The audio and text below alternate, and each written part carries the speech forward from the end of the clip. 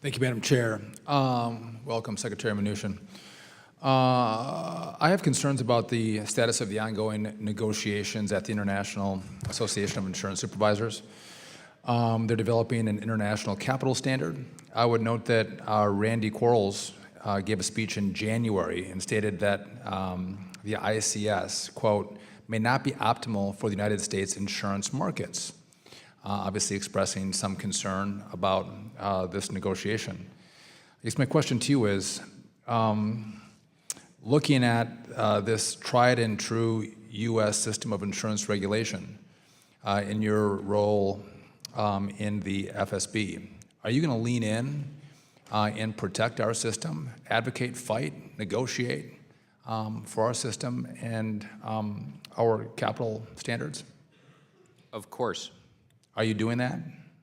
Yes. Are you respected? I imagine you are. You're pretty well respected. Yes. Yeah. So I imagine if you and Mr. Quarles lean into this, we should get a better result than what we're hearing from the speech from Mr. Quarles, right? I would hope so. So would I. Okay, great. Thank you. Let's talk FedWire. Obviously, it moves over $600 billion a day in payments. And last week, FedWire went down and was completely non-operational for more than 3 hours. Were you briefed by the Federal Reserve about? I was. And can you tell us what happened? I mean, that's 3 hours concerning. First of all, I would just say I was completely abreast of it real time. The chair and I were speaking real time on this issue. We had the Fed had backup plans that I was comfortable with. I think it would be inappropriate in a public forum like this for me to comment on the specifics, but I am happy to follow up. Did the backup not work? Excuse me? Did the backup not work because it was down for 3 hours?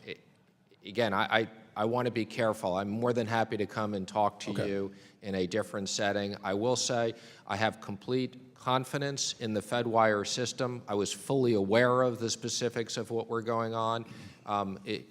We were completely on top of it.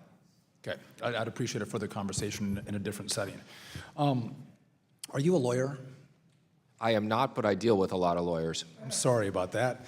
So I don't know if you have an opinion as to, maybe you know this, is a presidential candidate or a president required to release their tax returns? I do not believe they are. And it's been common practice oftentimes that they will release their tax returns, but they're not required. Is that your understanding? I believe that's the case. And I actually agree with that practice. I have said publicly I think that President Trump should release his tax returns. That'd be a good thing. But the president's chosen not to release his tax returns. I think you're going to get a lot more questions today about taxes.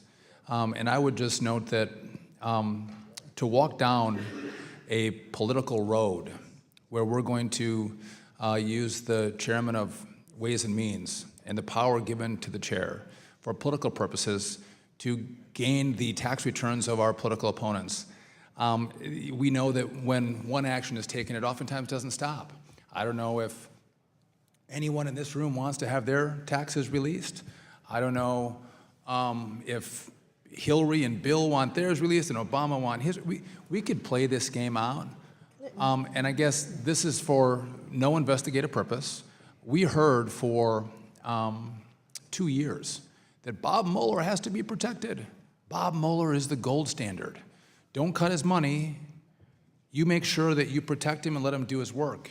And he did his work. We got a synopsis, and it's not over. We continue to have debate about, well, there might be something in the report. Maybe we have to get the actual report out regardless of what is confidential, what's from investigations. And now we've gone to tax returns, and I guess I want you to follow the law. That's important. But I would just note that in this room, we should be awfully concerned about what's good for the goose is good for the gander. What happens here will probably come around and bite you as well. And so the president's not required to release his taxes. He hasn't released them. I think he should. He hasn't.